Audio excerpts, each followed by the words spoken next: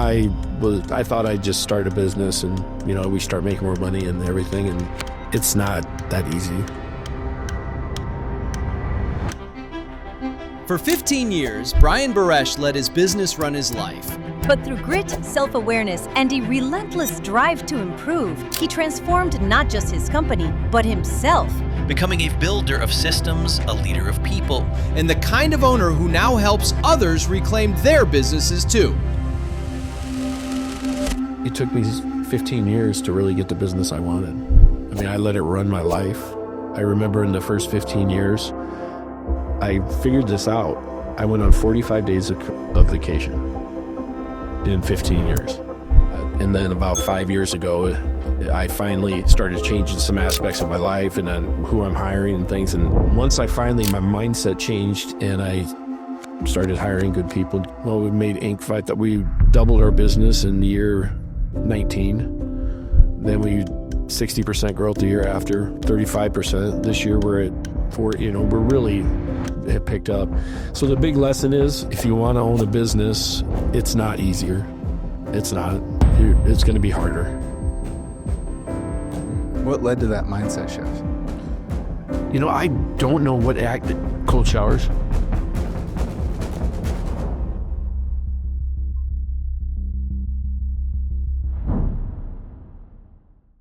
All right, so today's guest on The Hidden Hustle, we have Brian Buresh. Brian started the Buresh Home Solutions exterior remodeling company over 22 years ago and has since grown this company and has started his own coaching program called Modern Contractor. Called the Modern Contractor. Run your business, don't let your business run you. And yeah, so we're going to dive right into it. So Brian, thank you for coming on the show. Thanks for the invite. Yeah. So what's keeping you busy right now with Buresh and your coaching program? Everything's keeping us busy. We're growing at a tremendous rate. All of our salespeople are running 5 to 6 appointments a day. I'm doing probably 7 to 8 appointments a day right now. So I'm still very, very active in the marketing and sales aspect of it. We've grown over the last 5 years from 8 employees to 34. And so everything's keeping me busy right now. And then I decided to start helping smaller contractors grow their business, maintain a lifestyle that they want. Because a lot of in our industry, as most people know, every industry has it. But in our industry specifically, if you talk to 10 owners of construction companies, they will tell you the same story. Their business is running them. They don't know how to hire the right people. They're stuck in kind of a standstill. And it took me about 15 years to get through that. And then about 5 years ago, I finally started changing some aspects of my life and then who I'm hiring and things really started taking off. Yeah, that's awesome. What's a project or part of the business that you're excited about right now? We expanded into the Cedar Rapids, Iowa City market, and it's going extremely well. I expected our budget, our goal was to do $500,000 in sales in the first year, and we're already halfway there in 2 months. So it started off really well. We actually just signed a lease to open a bigger location there with the showroom and warehouse and everything. So that's really exciting because it's kind of starting from scratch again in a new market. So that's been a lot of fun. Yeah, yeah. How do you stay on top of all the different operations and services that you provide?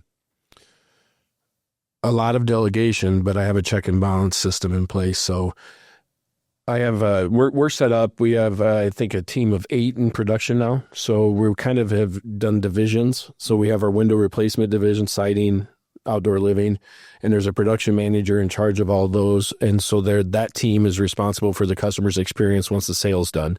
And the way that I keep up on it is I have delegated. It's the hardest thing in the world for me to do is to not be involved. But I have to not be involved because I can't run it anymore. It's too big. Yeah. So my check and balance that I do for my own peace of mind is I call every completed project. Now, when I go to summits or meetings with different contractors, they all say they're too busy. They can't do that, and it's not true. They can do it. I'm doing it at a scale, but I block out time on my calendar, I batch it, and I go in and I do it, and I get it done. And so that's my check and balance. That's how I keep tabs, I guess, to some degree on my employees and making sure that we're delivering what we want for the customer. Yeah. What's your approach to that delegation or your hiring process for all of that delegation?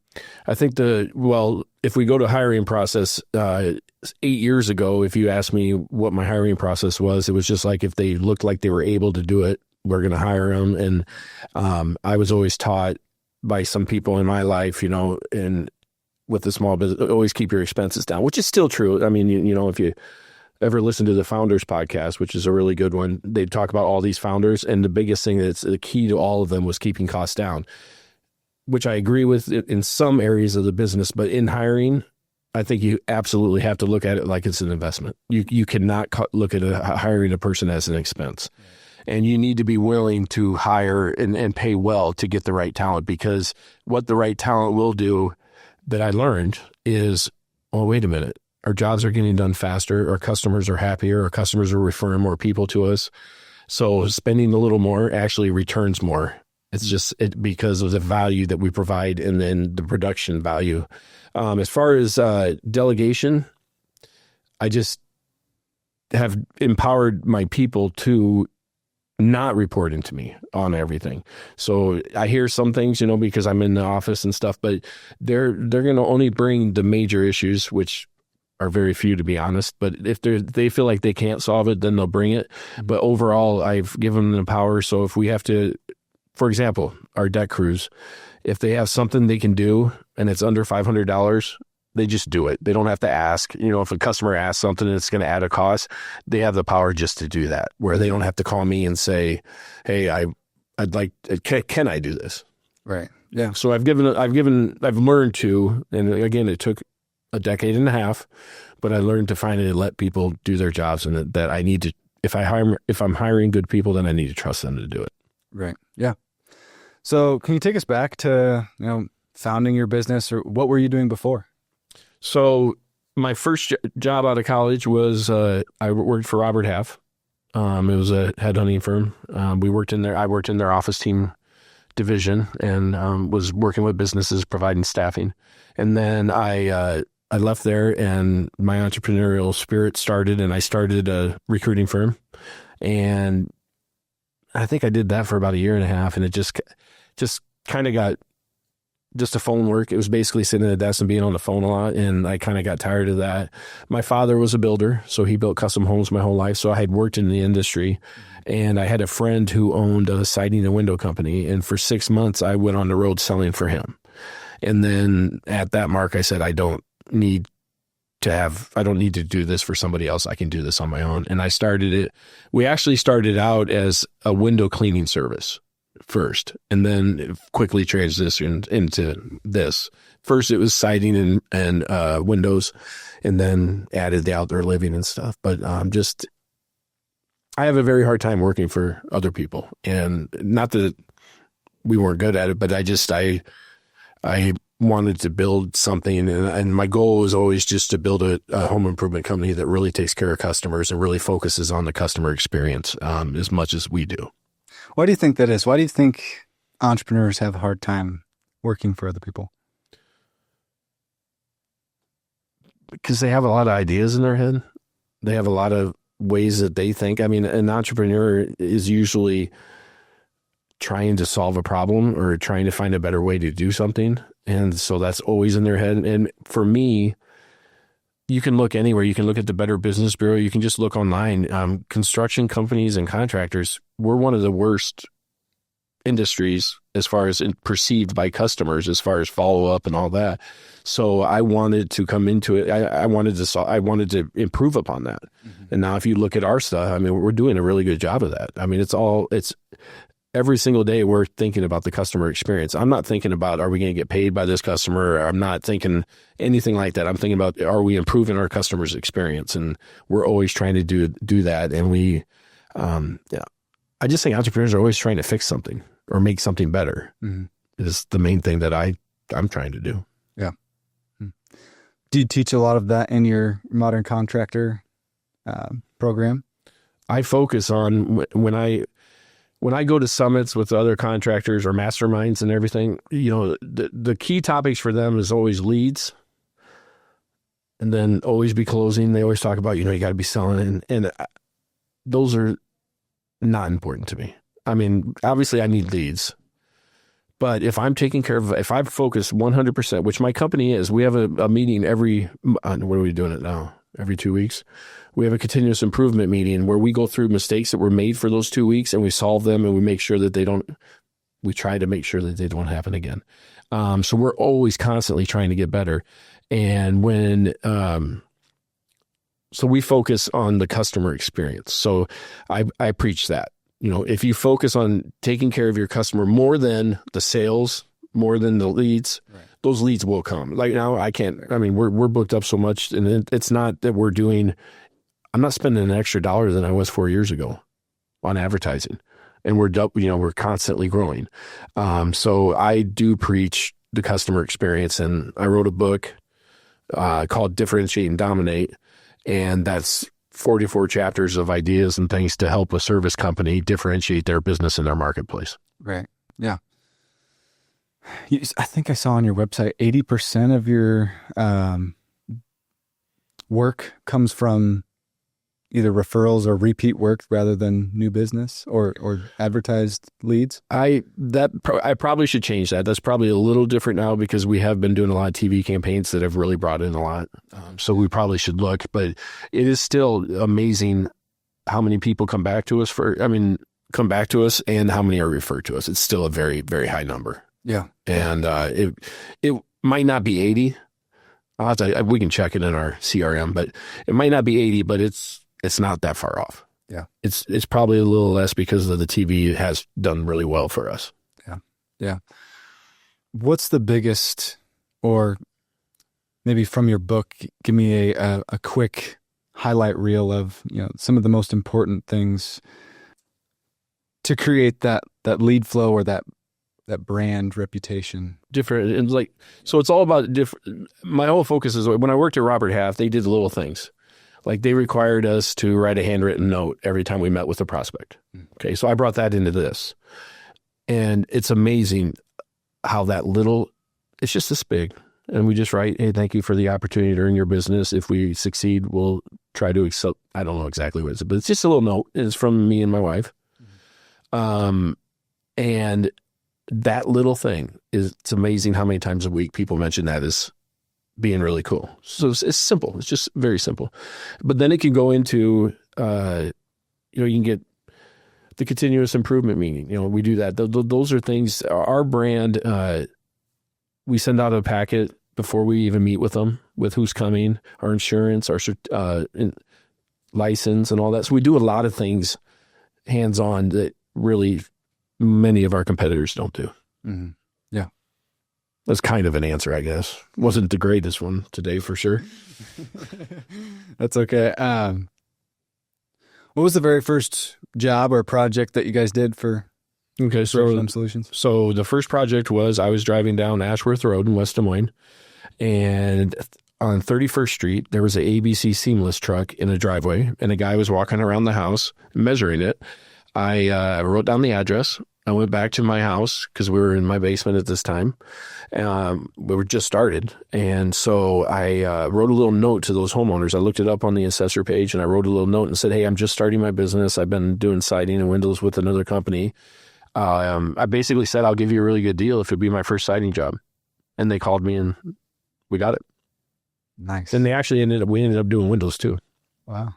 But that was the first one. So how did it grow from there?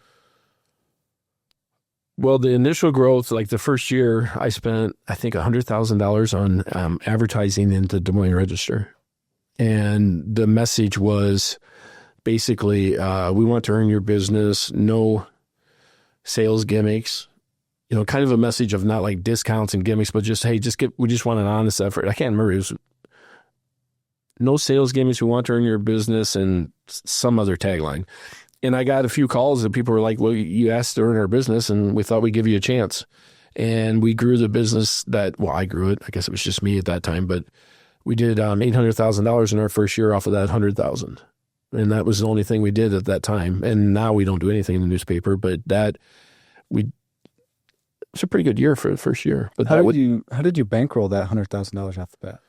That was it wasn't bankroll because it was they gave me credit, and so I was able to sign up for an advertising program with the Des Moines Register, and then they would bill me, and so then I go sell a job, and that's how I bankrolled it. I didn't have $100,000 sitting around, Right. so I just took the risk. I mean, that's if you're going to be an entrepreneur, you're going to have those moments where you take a risk. You know, it could have completely failed. I could have got one lead out of that. I think we committed to 4 months of some decent advertising, and I don't know why I picked the Des Moines Register to start with. I think it was a salesperson.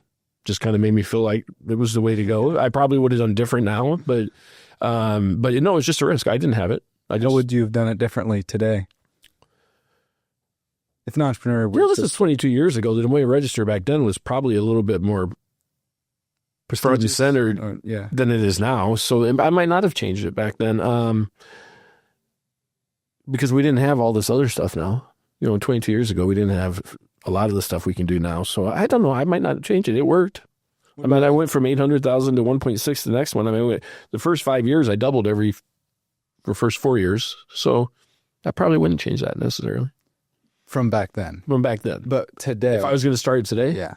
Knowing what I know about what TV does to what it's done for our business, I would try to get somebody to do that, but that's expensive, more expensive. And it's about the message. It would have to be Google right now. If I was going to do the money, it would go toward Google. We also do every job we do. Another cheap way to get every job we do radius mailers around them. So the 20 houses get a letter saying, "Hey, we're in your neighborhood," blah blah blah. And that almost every time we mail those out, we get a lead. So that's a more cost effective way. One of the other contractors I had on the show said he always does 5 to the left, 5 to the right, and 10 across the street. He's exactly what we're doing, basically. Yeah, that's exactly what we're doing. Google, I would probably focus online because TV works because I've been around a long time, and our message that we put on TV is very unlike any of our competitors. We don't discount. We give you our best price the first time. So it's a different message. We make fun of me. We do a lot of I have blooper commercials. I've watched a couple of them. Yeah, I mean, so that just really it's just worked really well. So if I could get somebody to do it, but it's a harder hill to climb for most companies because of the investment. Yeah. So what's the key to success with Google? I don't know if I can answer that because my ad agency does all that for me. I really honestly wouldn't be able to answer that. Because I trust them to, I mean, they're bringing it in. So that would be a question I would have to refer to Jordan and ask him, what do we do that's working? Yeah. I'm telling you, it's working a lot. We're up a lot from last year. I get a report, but why it's working, they write all the content and stuff. So I wouldn't even be able to tell you. They're pushing in all the leads to your website. Mm-hmm. And then, and Google, and I think the Google local gets emailed. I think we get emailed, not directly to our website. That's pay per lead, correct? Yeah. Yeah. So what about for TV? What are some of the things that are really important about when you're recording a commercial for TV? This will go against everything anybody's ever been taught in our industry, but I can't tell you how many people talk about the blooper one or the funny ones we've done. And I walk into a house and they're like, "Oh, I saw your commercial and it's just so funny." And the message is so different than what they get from, I mean, if you think about any of the other ads you see here, 50% off labor, buy 5 windows, get 4 free, those kind of gimmicks are on every commercial. And we do none of those. And we just try to humanize me and make fun of me and people just really appreciate the straightforwardness, the honesty. I mean, I get stopped all the time. "I love your commercials. I love your commercials." I mean, it's constant. It's annoying. It's absolutely annoying everywhere I go. I'm in the gym and your commercials are great, and but that's what you want. But it's what they are, and being just that I'm very self-deprecating. I had a competitor talking about how I'm a salesperson. I don't know I'm not a skilled craftsman. So we shot a video and made fun of myself and had me put a tool belt on wrong and had me slam a hammer on my hand. And we made a video, and I said at the end, I said, I never pretended to be a skilled craftsman. My job is to hire good people that do good work. And so we just kind of come up with some unique ideas. And if you're going to do TV, I don't know. I know there's people that believe that you're getting 4 free windows when you buy 5. I know there's people that believe you go to the state fair and you get a huge discount, but it's a lot of salesmanship. And I don't want to come across that way. I just want to give them our best price, and I want them to know that we're not going to be the cheapest. We're not the most expensive, but the message has really just helped a lot. And I'm trying to help some other companies around the country learn that. Yeah. Yeah. Do you know some of the analytics of TV and what kind of engagement are you getting, or what kind of reports do they provide with TV advertising? That's, again, all the reports go to the ad agency. I do know this. I have a YouTube video that has 500 and some thousand views, and it's the one funny commercial and stuff. So I know that because I saw that the other day. We got a couple that are 100, but as far as actual what is, because TV, you can't get a lot of that necessarily. They can tell us. When we call, we ask every person that calls in, we're asking, where'd you hear about us? So we can provide that. But as far as, I don't know what we get as far from them as far as analytics on TV. I don't think there would be a lot, because you could get views on, like YouTube, we can tell the views. I don't know. I don't know. What channels are you on TV? KCCI and Channel 13. Gotcha. Yeah. So this is kind of when you asked about delegation, the results that we're getting from everything, I've kind of let the ad agency and my marketing kind of do it, and I kind of am hands off. I just get called in to do videos and stuff. But I get involved we're doing a lot of direct mail this year too. Mm-hmm. We're hitting some areas that a lot of contractors don't want to go to and trying to see what we can do. Yeah. Have you guys ever tried social media advertising, be it Facebook, Instagram? Yeah. We do a little bit. I wish we were doing a little more, and I think they're in the process of getting a little bit more going. I shot a bunch of 15-second videos, and I shot a bunch of shorts. So we're going to do a little bit more. But we do a lot of YouTube TV and YouTube, a lot of YouTube TV. And then I think we now are doing Hulu and some others of streaming. But social media would be our weakest point right now, but that's being addressed. Yeah. Yeah. How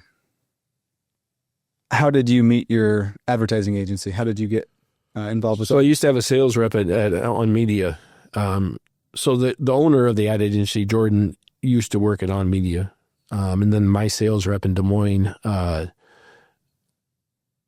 Naveed, he introduced us basically. And he said to me, he goes, let him do what he's got planned for you, and I promise it'll work out. And his whole pitch was TV, and it's worked out really well. Yeah. But that's how we met, just a referral. Mm-hmm. And he's out of Cedar Rapids, and so he's helping us over there, getting it launched out and everything. Yeah. But he's done a real good job. And he's actually, the success he's had with me, he's probably going to be a portion of the Modern Contractor too, because that's something we can bring to the table. And he's already working with 2 or 3 other Pella certified contractors that were kind of referred through us. Yeah. So. Yeah. Very cool.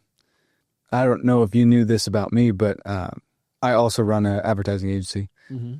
specifically Meta ads, so Facebook and Instagram. Mm-hmm. And yeah, I think one of the biggest things that I see is on Meta is your offer, and adding that humorous effect is mm-hmm. because you want to be able to provide that value.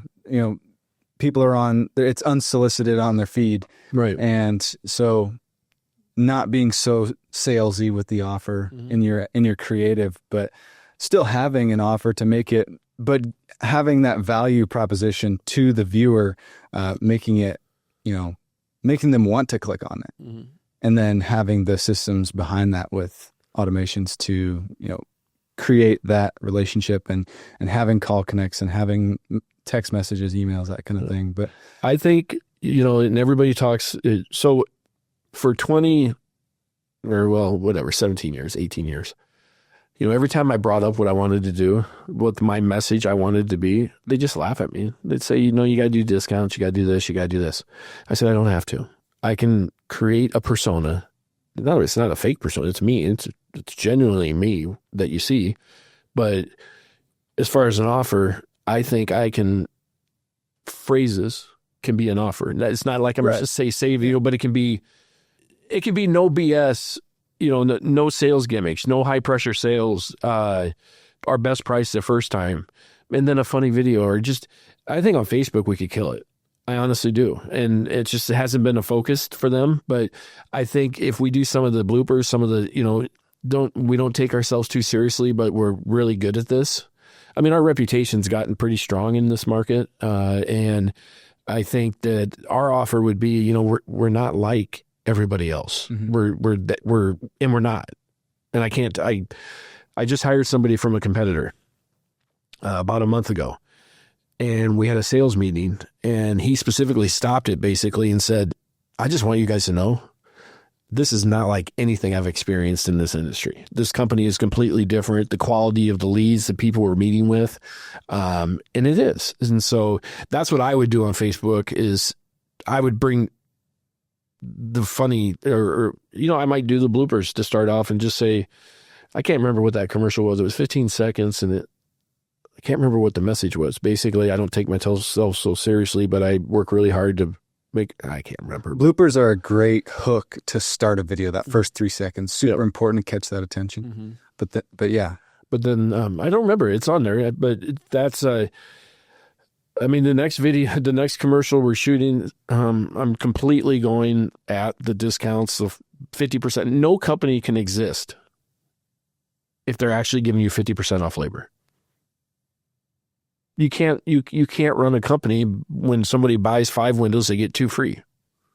It's not feasible, but I could be completely wrong, and they're figuring out a way to do it. But when you have a company that, when you have a company that does 5 discounts and there's still more than you, is it really discounts, or are we marking up the price so we can give you discounts? Right. So I just want to give the straight. So that's the next commercial is what we're doing. Yep. Something along those messages. Something I saw that was interesting on your website is the Ask the Owner tab. Mm-hmm. Tell me more about that. I just want my customers to have the ability. They have my cell phone number. I have 2 cell phones. So I have one more personal stuff and coaching stuff, and then I have one that's more business. And I use that when I'm in Florida, if I'm calling customers, following up with jobs and stuff. But they ask the owners just to have access to me. I always tell them when they're in the showroom or meeting with them that if they really need me, I'm here. I'll always be readily available. The funny thing is my phone never rings. And the ask the owner, sometimes it's just scam stuff on there. But every once in a while, I would guess 3 to 4 times a month, I get a genuine question about something that we do, or if we do it, or the interesting thing is I do a blog, and I get a couple of times a month people go on there and say, I like your blog, and blah, blah, blah. So it's just access. I'm readily, in our industry, there's a lot of absentee owners, just where they let it run, and I'm not. I'm very involved. But again, I've delegated the day-to-day a lot, but I'm here if they need me. Mm-hmm. Yeah. What have been some of the toughest lessons that you've learned building your business? Hiring friends and family is not always the best route to go. I've learned some lessons with that and some relationships. I've been pretty lucky. I haven't had any real big. I think in hiring, one lesson is to have a standard operating procedure for your hiring practices. I used to do it just by gut. I'd meet somebody and they sound good, and then didn't always work out. So really putting in place a process. I really like the idea of having them do something that you're hiring them to do. I pay them. So if I had if I was hiring a marketing person, I might have them do a little project and pay them to do it, but I can then see what they do. It's like a trial kind of thing. Yeah, just a little project. Nothing huge. It's an idea from. Isn't it Buy Back Your Time, the book? I think that was one of the principles in there. Lessons, hard lessons. I don't know. I might not have a real good one to tell you that where I've had a big difficulties. I mean, hiring people are difficulties. It's not. I think a lot of entrepreneurs go into it, and you hear this all the time. But well, I can do this, and I can make it, and I'll make more money. It's not that easy. I thought I'd just start a business and, we start making more money and everything. And it took me 15 years to really get the business I wanted. I mean, I let it run my life. I remember in the first 15 years, I figured this out. I went on 45 days of vacation in 15 years. And then this last winter, I had 60 days down in Florida. But when I started 5 years ago, actually taking some time off, listening to podcasts, that's become a big part of my life, is listening to different podcasts. I read a lot more than I ever did. I go to the gym every morning. So that all started about 5 years ago. When that started, the weird thing is for the 10 years prior to that, so the big lesson was, we've already talked about it, when I started building a business and not letting it just completely run my life. So I work out, I do all those things. And then all of a sudden, we are stuck at a revenue number for 10 years. Within 400, 500,000, we just fluctuate down and up, for that. And that was because I was still, almost everything was going through me. I had some staff, but not enough. Once my mindset changed and I started hiring good people, did all the things, that we've talked about. Then we made Inc. that we doubled our business in the year 19. Then we 60% growth the year after, 35%. This year we're at 4, we're really have picked up. So the big lesson is, if you want to own a business, it's not easier. It's not. It's going to be harder. I work more than any of my employees, and I still do to this day. But that's me. That's my personality. Now I have a lot of coaching clients who are trying to not work as much. So then we help them do that and put systems in place and get people in place. So I'm just a worker, but my lesson that I learned is when I started taking care of myself, when I started getting some free time, when I started spending more time with the family on vacation, when I started taking care of me, my business just grew and grew and grew. What led to that mindset shift? I don't know what cold showers. Honestly, it was when I started doing cold showers. Now I have a cold plunge that I get into at 40 degrees every morning. That made a big difference. And I think I'm trying to think what podcast. How did you get on the cold plunge? I was Wim Hof. You know him? Sounds really familiar. He's called the Iceman. Okay. He's crazy. You look him up. He's done he had Guinness Book of World Records for the most time in cold. He climbed Mount Everest barefoot in swimsuit. He's called the Iceman, and he does some breathing techniques too that I use. But I got introduced to it, and then I started doing cold showers and then the cold plunge. My day's always better when I start it with a cold plunge. I'm much more resolute. I feel better. I have more energy. But it really, the exposure to cold, that in my thing, it just makes me make decisions quicker. It makes me not afraid of risk. I don't know. It just does something in my mindset. And once I started doing that, and then going to the gym every day made a big difference. And then I completely changed my eating habits. I mean, I try to eat as healthy as I possibly can. All those things combined gave me the energy and the resolution to really finally create the company I always wanted. What are some of those resources, people that you listen to, whether podcasts, books you read, those authors? Who are those that you would suggest for someone that maybe was stuck in the same position you were before you got into this? I'm going to forget the author's name. It's Dan. It's Buy Back Your Time is one book that I really found a lot. The idea, basic principle of that book is if you can pay somebody less than it costs you to do it, do that. And that has been hugely beneficial to me professionally. So what I really want to be doing, I want to be in front of my customers. So I have 2 assistants that do all the back end work, so I don't have to do any of that. And it took a long time for me to want to do that. So Buy Back Your Time's a book. Dan Martell, I think, is the author. I don't know why I'm blanking on his name. The podcast that I would listen to, there's 2 that I listen to. There's a lot, but the 2 I listen to the most and the most consistently, one is the Founders Podcast. That is a great podcast just to learn, Jeff Bezos, Steve Jobs, Rockefeller. They just do. He basically reads autobiographies and kind of summarizes all the points. The Knowledge Project, Shane Parrish. He also wrote a book, Clear Thinking, I think is what it was called. That's a good one too. It's just talking to business leaders and stuff. And I listen to Tim Ferriss. I listen to Andrew Huber. I listen to a lot. Andrew Huberman's good. Yeah, that's how I got into ice baths, is through Huberman. Yep. I got into a lot of stuff because of Andrew Huberman. And then more books. Rework. I'm not going to be able to tell you the author's name. Rework was a really interesting take on it. And then I just read a lot. What about on the personal development side? So a lot of that is business development, professional development. Mm-hmm. But for someone that thinks, I'll just work on my business harder. Why do I need to go work out? Why do I need to?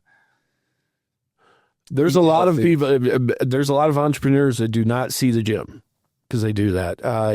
I'm going to tell you from a personal perspective. I don't go in there. I've lost a lot of weight, and I've had good benefits. I'm not going in there for any of that. I'm going in there for my mind. It just starts my day off right. I don't know what happened, but there was this one day I woke up and I'm like, I don't have to be at the office at 8:00. I always thought I had to be the first one there, the last one, that kind of mentality.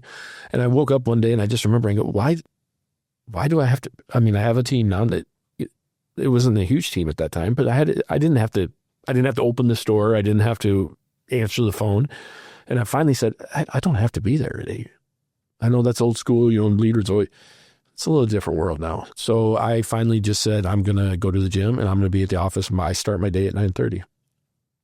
So I go to the gym and do a hot tub sauna or cold, I do all that. So that was, and then it just, my staff knows if I went to the gym. They know if I did a cold plunge. By your mood? Yep. When I come into the office, they can tell you, if I did a cold plunge, normally they'll say, how much caffeine have you had this morning? And I have only had one 100 milligrams is what I've had at that point. So one energy drink. And it's constant. They'll say, how much caffeine you've had? And I don't know. I just did the cold plunge and went to the gym. Yeah. So they know. They all know exactly when I walk in. Yeah. Yeah. How do you approach leadership across your team of installer staff, customer service reps, that kind of thing? Well, I'm trying to get better at that. I'm kind of a guy that if I hear something, I just say something, and I'm trying to be more mindful of people's time and stuff and not interrupting. But my main job in my mind for my business as a leader is to make sure that they understand what we're trying to do for our customers. I don't have to, the guys building the decks and stuff, I got a production manager that leads them. I mean, I set the culture. We buy tickets to all the sporting teams we can. We have a golf outing. We do a lot of things for them. We Fridays we have lunches. So I think as a leader, my job is to have the right people in place, but also to make sure that all those people know that the customer's number one. And the customer's not always right. I understand that, but we are striving to make them happy every day. And then culture. I think that's how what the leadership I try to provide is. And with my operations manager, Christy, I think that's our job, is to make sure that we have the culture and the right people, and that the team always knows what our focus is. Oh, I think I'm not a good manager. I'm getting better. For the reason we didn't grow for a long time is we were a rudderless sailship or a sailboat. I mean, we were just just reacting. That's what most contractors are. I mean, you've talked to enough. You can talk to 10 owners of my competing companies, and they're running around getting materials. They're doing everything. And so back then, I was terrible. I mean, people could get away with anything. They could make the biggest mistake, and there's no accountability because I didn't even have time to hold them accountable. I had to go to the next thing and the next thing. But that's why we stayed for a decade. We didn't grow. We were just stagnant. And that's why my clients, or I could say 20 names of companies in Des Moines that are at that point. They're just right there, and they either take the next step or they're just going to live that life for the whole time. And I finally jumped out and took the step. But not a good manager. Not a good manager all the time. I think I'm a leader. I think people will follow me. But I need people to be managers and hold people accountable and systems. And that's a big thing for us. We've systemized everything. That's the only way you can grow a business. Back in the day when I was running around with my head cut off, no systems. We're just reacting every single day. Now, if you call in, you have a repair, boom, boom, boom, boom, boom. It happens. It gets solved and it gets taken care of. That's all the things. Are we perfect? No. Hell no, we're not perfect. But I'll put us up against anybody in our market or anybody across the nation as far as how hard we try to do it right. What gets systematized, and what do you think still needs the personal touch? Our systems are about personal touch. Our personal touch is in our systems. So I'm not talking, for example, you get the websites that have the chat with us. I'm never going to have that on my website. Never going to happen. Or you hire some other company to answer your phones. Never going to happen. So our systems are about, most of the things we have are about our customer feeling the personal touch. That's incorporated into all the systems. Yeah. That's why we do the systems, honestly. So that the customer's getting the same. After we meet with somebody, we have a drip campaign. They get an email, thank you, a note. All those things are designed to personalize it for that customer. Right. Do you have a personal mantra or philosophy that you live by? I don't have a necessarily a phrase or identified specifically, but I know that my major focus from a business perspective is to take care of a customer. That's all I'm focused on, is that we're doing right by our customer. And that can be good and bad for my employees because, when they make a mistake, I'm sometimes a little madder than I should be, or I overreact sometimes. Personally, I think if you ask somebody I don't know what my mantra is, but I know that I'm always willing to help other people out. Probably to a degree with employees, maybe a little too much sometimes, but I'm not the person that says no too often. What's next for Buresh Home Solutions or the Modern Contractor? What's your vision for next 5-10 year goals? So, and I'm also not a good goal setter, but where Buresh is going to be in the end, I want to be recognized as the best exterior remodeling contractor in Iowa and the largest. So that's going to be multiple locations, satellite offices throughout the state. Not looking to go outside of the state at this point. Well, that's not true. We're probably going to open in Florida, but so that's the goal I want to be recognized as that my team and us be recognized as, when our name's said, the people know they're getting, which we've done a really good job in Central Iowa of doing that, but that's what we want. And personally, or a modern contractor, for the coaching business, I'd like to, we're going to do some masterminds. We're going to do we're kind of focused on a group program, group training.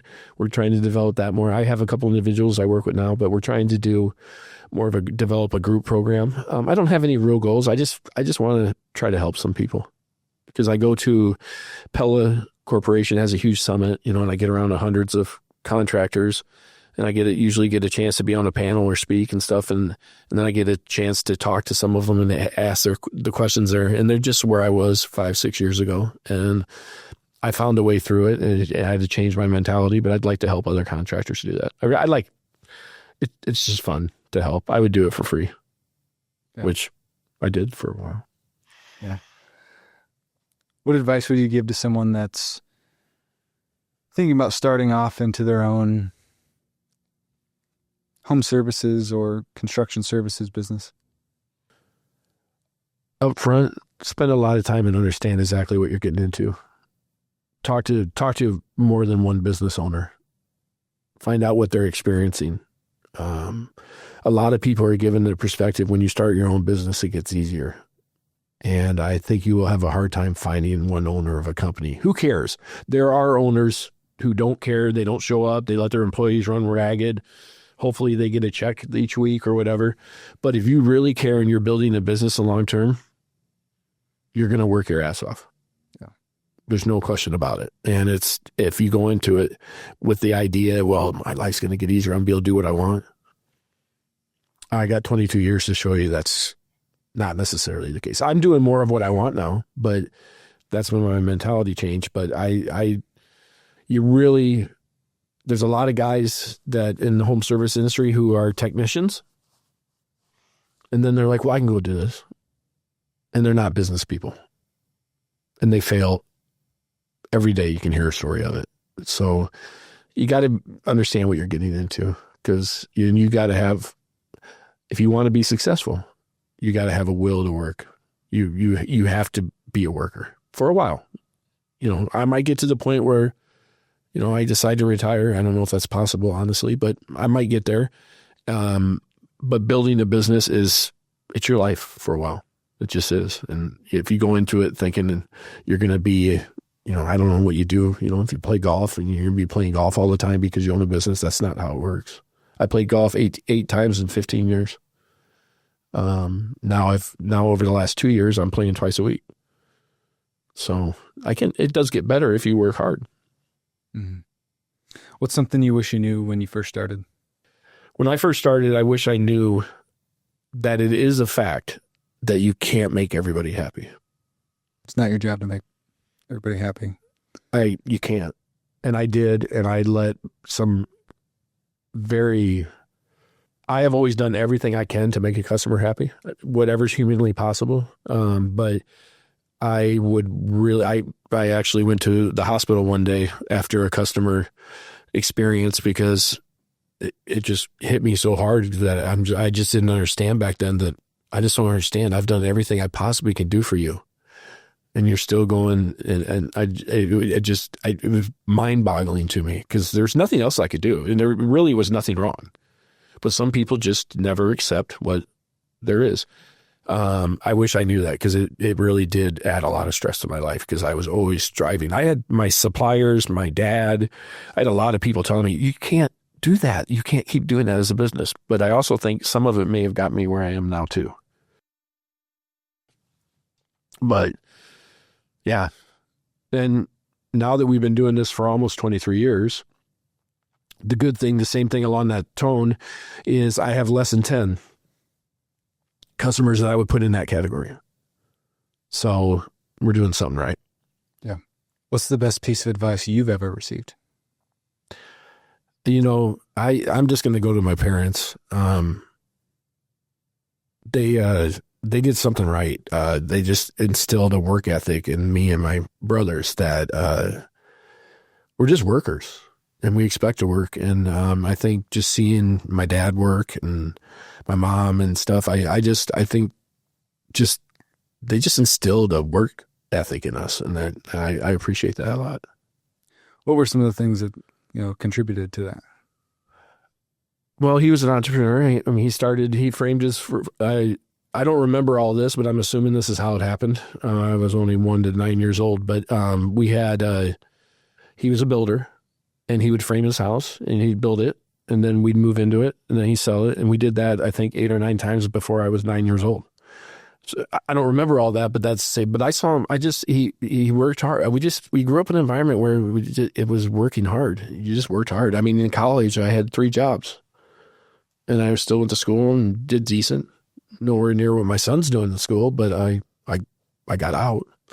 But it's just always, and I will say this, it's a weakness too.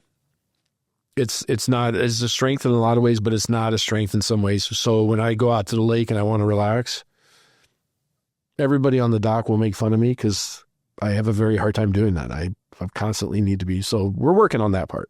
That needs to be worked on because I should take a little break every once in a while. But it is, but it's just always been there. It's always been there. And now I'm trying to put that work ethic, just learn how to play golf well, and that's not working. The game is so crazy. What's the best place people can check you out? Well, so you were asking about social media. I'm just getting back in it. I haven't done Facebook or Instagram for 15 years, but with the coaching business, I'm getting back into it. So the Modern Contractor is the coaching side of it. And I do have a personal website, brianburesh.com. That's kind of where I have my blog and the book and some different things on there. And then that's really it. I'm not real active. We're getting better, though. We're starting to get better. Yeah. Any final words of encouragement for listeners? I think if you own a business and if your primary focus is to solve a customer's problem and do it right, you're going to be just fine in the long run. Yeah. Awesome. Well, thanks for coming on the show. Thank you. Everybody, this is Brian Buresh with Buresh Home Solutions, and keep hustling.